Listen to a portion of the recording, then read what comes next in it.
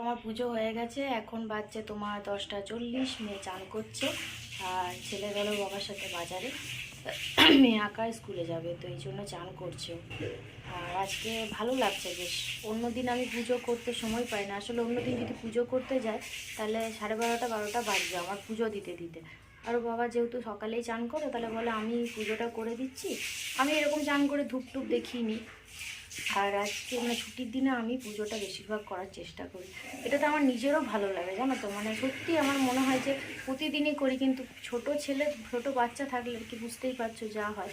তো ওর জন্য আমার লেট হয়ে যায়, এই পটি করছে এই করছে, তো ওর জন্য আমার দেরি হয়ে যায় আর কি।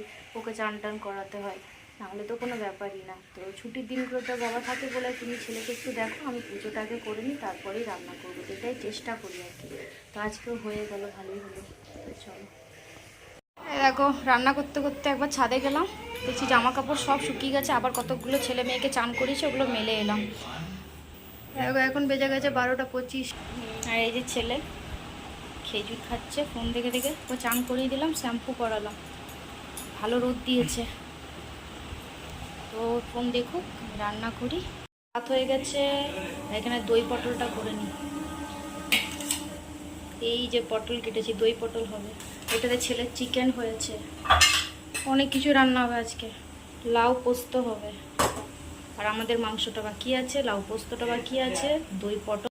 আমার রান্না করতে অনেক দেরি হলো, এখন 1:45 বাজে। এই যে চিকেনটা হয়ে গেছে, একটু গরম মশলা দিলাম, একদম পুরো গরম। এই যে দই পটল, এখানে আছে ভাত, এটা ছেলের চিকেন, এই হলো লাউ পোস্ত। এই আজকের মেনু, লাউ পোস্ত, দই পটল, চিকেন। তো মেয়েকে খেতে দিদি, মেয়ে খাবে এখন।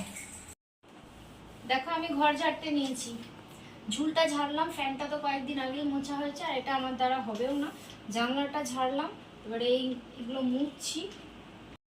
দেখো বইয়ের এই তাকটার মধ্যে না কিছুদিন আগে উই ধরেছিল, তো এখানে একটা উই মানে ধরলে যে একটা ওষুধ পাওয়া যায়, সেটা নিয়ে এসছে।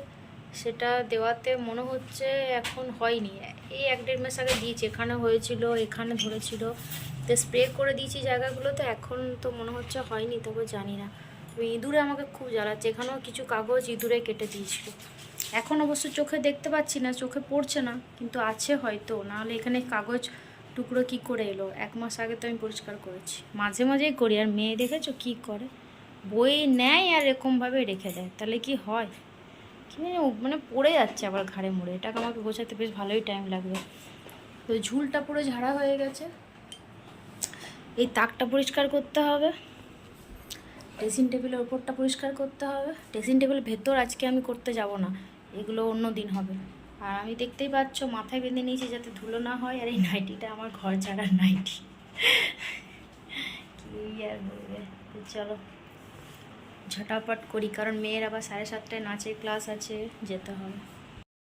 ঘর ঝাড়া হয়ে গেল, দিয়ে আমি একটু গা ধুলাম, তারপরে এই যে চা করলাম, চা খেয়ে নেবো। আর মেয়ে গান করছে, ভাতটা করছি, এখন যেতেও পারছি না, 6:45 বাজে। ভাতটা হলে তারপর যাবো, ভাতটা হয়ে যাক, আর একটু দেরি হবে। খেলা হচ্ছে, চকলেট দাও।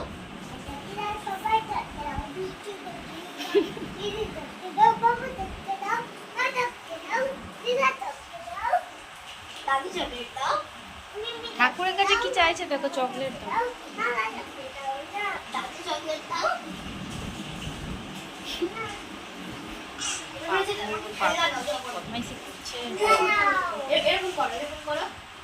রেডি হয়ে গেছি, যাব।